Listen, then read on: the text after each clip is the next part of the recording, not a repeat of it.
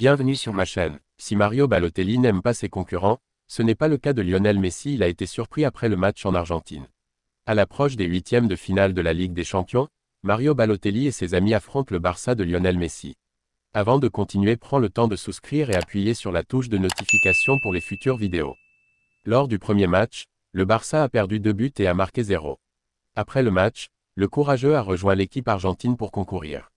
Pour empêcher le Barça de remporter le match retour, Mario Balotelli a promis à Lionel Messi qu'il divorcerait de sa femme si son équipe atteignait les quarts de finale. En 2013, nous avons joué contre Barcelone en huitième de finale de la Ligue des Champions et avons gagné 2-0 à San Siro. Je regarde, je ne joue pas. Après le match, je suis allé voir Messi et lui ai dit, si vous nous battez lors du deuxième match, je sourirai aussi à ma femme et lui dirai, qu'est-ce qui ne va pas avec votre femme? Dit-il en profondeur. Ironiquement, les Italiens et leurs alliés ne purent conserver leur avantage. Le Barça s'est imposé avec 4 buts, dont 2 de Lionel Messi. Après le conflit, Mario Balotelli a perdu la personnalité de Lionel Messi. Sa promesse faite à la Pulga en Italie n'a pas été tenue. Il en faut beaucoup pour le séparer de sa femme. Nous avons joué le deuxième tour et avons gagné par 4 buts. Messi a marqué 2 buts en une mi-temps. C'est le vrai Messi. J'ai été surpris par son travail, ça ne ressemble pas à une personne. La sagesse est de ne pas rivaliser avec Messi ou vous le regretterez. Mais je n'ai pas divorcé de ma femme parce que Messi a dit que c'était de sa faute, a-t-il conclu.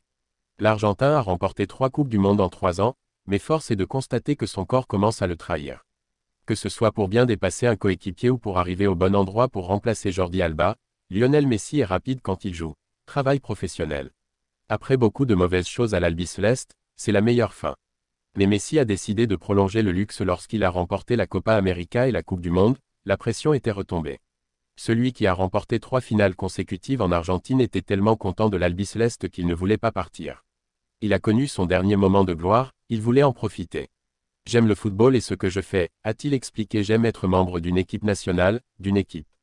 J'aimerais jouer encore quelques matchs en tant que champion du monde en Copa América.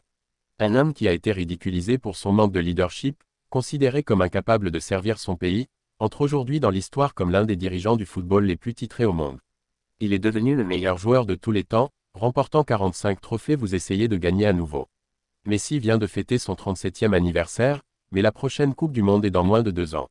À 39 ans, il n'est peut-être pas le joueur le plus âgé de l'histoire de la Coupe du Monde, mais il a encore un peu de magie dans la paume gauche.